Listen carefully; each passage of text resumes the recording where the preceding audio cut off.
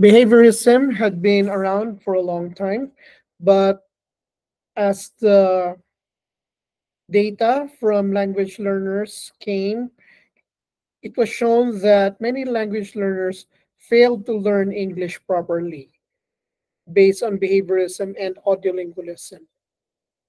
And so that started many criticisms against behaviorism.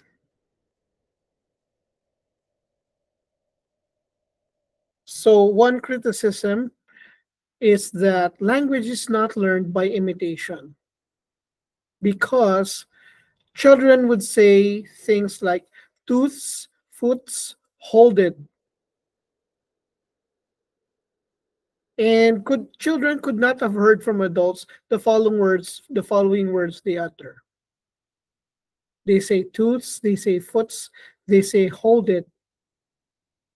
Okay, we discussed this a little bit. This is called overgeneralization, where children it was found out that children apply rules. It's the rules that they learn, not what they imitate from adults. So language, according to criticism, is that language is not learned by imitation. Children could not have heard from adults the following words they utter: toots, foots, and hold it. Now, that is too much to say that language is not learned by imitation. There's a little bit of correction to this criticism. Children do learn by imitation at the earliest stage, particularly pronunciation, particularly the words that they hear. So there's still a certain amount of imitation, but language is not completely learned through imitation because, as evidenced by children saying words that they could not have heard from adults. Okay? And then another criticism is that children do not learn through reinforcement because it was found out that children continue to engage in erroneous speech even after correction. So my classic case is my daughter who keeps on saying nagkumain, even though I keep on telling her it should not be nagkain, it should be kumain, but she ends up saying nagkumain. Okay, and research shows that correction seldom happens. Parents don't really correct their children much of the time. And if it does happen, it focuses on pronunciation or correction of facts. Again, the focus would be on pronunciation or correction of facts. Very seldom are grammar correct errors corrected. Again, class, it's not the grammar errors that are corrected. It's very seldom that grammar errors are corrected. It's actually the pronunciation and the facts that are corrected. So how come children learn grammar? So we realize that children do not learn through reinforcement.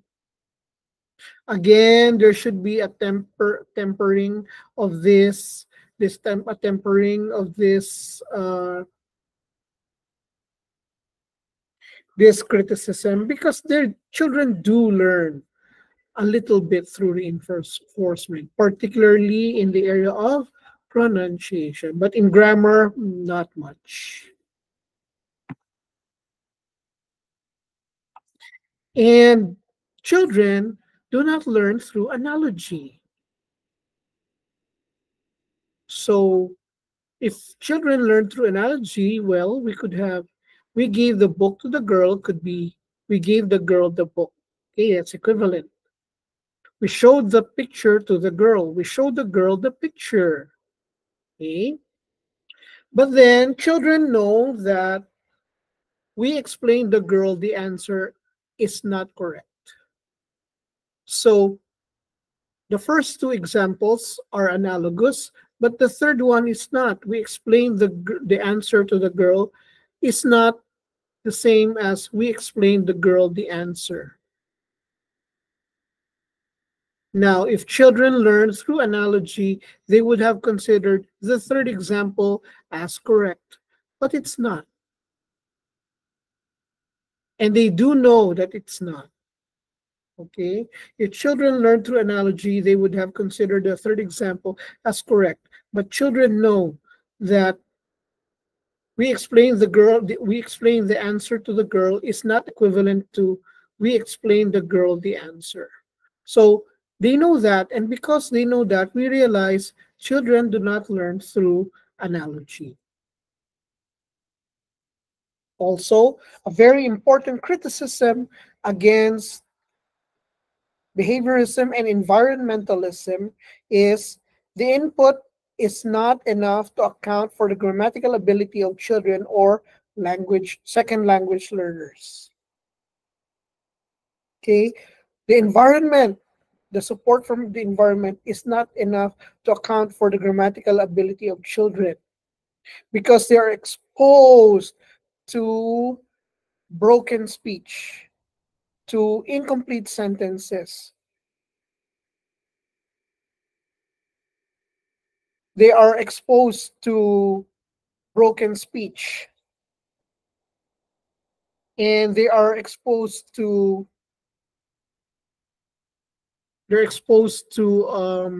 er, uh hmm they're exposed to things like that. And yet, how do they know that it's not part of the grammar? That the how do the children know that they're not part of the grammar and the lexicon? Okay, that's one argument. Another argument is there's no input that tells learners that a particular construction is ungrammatical. You don't learn a lot in school where the teacher tells you, oh, class, this is ungrammatical, this is ungrammatical, this is ungrammatical. Okay? This is called the poverty of the stimulus. The stimulus, the environment, is not enough to account for the grammar of kids. So, class, John himself went to the market is grammatical. You know it's grammatical. John went to the market himself. You know this is grammatical. But John went himself to the market is ungrammatical. And you know that it's ungrammatical. You know it's ungrammatical. But nobody told you, nobody taught you that this is ungrammatical. How do you know that? Well, that's a criticism against behaviorism. The stimulus, the environment is not enough to account for the grammatical ability of young learners learning their first language or adult learners learning a second language. Okay, so there's poverty of the stimulus. Now, in learning the first language, children make errors similar to those made by second language learners. And those errors made by children cannot be due to first language interference because it's their first language. So how can that be interference from their first language when they are learning their first language? It was found out that the errors made by children in language learning are similar to the errors made by adult learners learning a second language. They have similar errors. Children say foots, toots, hold it. Adults learning the second language also say toots, foots, hold it. They also say that. They make similar mistakes. Now, in the case of children, maybe in the case of the adults, maybe that could still be argued as first language interference. But even in English, you cannot say that it's first language interference because plurals in the first language are not done by adding s. or by adding ed. So how can you say it's from first language interference? And the crucial thing is that children make similar errors made by second language learners, and that could not be due to first language interference.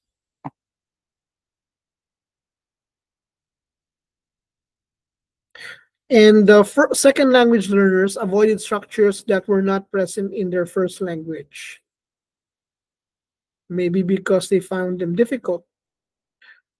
So the first language can still be used to predict avoidance, but not production errors. So this is a criticism against contrastive analysis hypothesis, because contrastive analysis hypothesis is predictive. Again, contrastive analysis hypothesis is predictive, although contrastive analysis is not predictive, it's explanatory. So the first language can still be used to predict avoidance, but not production errors. So you can predict that Chinese learners will not use plurals. I will give you $5, $5, because it's not in their first language. Their first language does not produce plurals by adding something.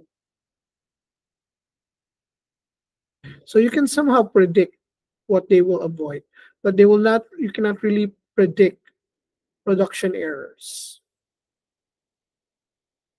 Now here's an important criticism against contrastive analysis hypothesis. There is no basis for connecting a structural concept to a psychological process. It's like predicting that since a specific person has long legs, he or she can run fast. Maybe for animals class that could be predictive, but not for human beings. So you cannot connect a structural concept to a psychological process. Okay, there's really no basis for connecting a structural concept to a psychological process. Just because they're different doesn't mean that there will be difficulty. Okay, so that's an important criticism against contrastive analysis hypothesis. Okay, in conclusion, class, language learning is counterintuitive. Language learning is counterintuitive. We need to test our ideas about language learning against actual situations. We can't simply engage in speculation, armchair speculation. So much of language learning is counterintuitive. What we think is logical, like where there is difference, there will be difficulty. Where there is similarity, there will be ease. We cannot simply base our ideas on that. We really need to actually see it in action, because there might be something else at work. Okay,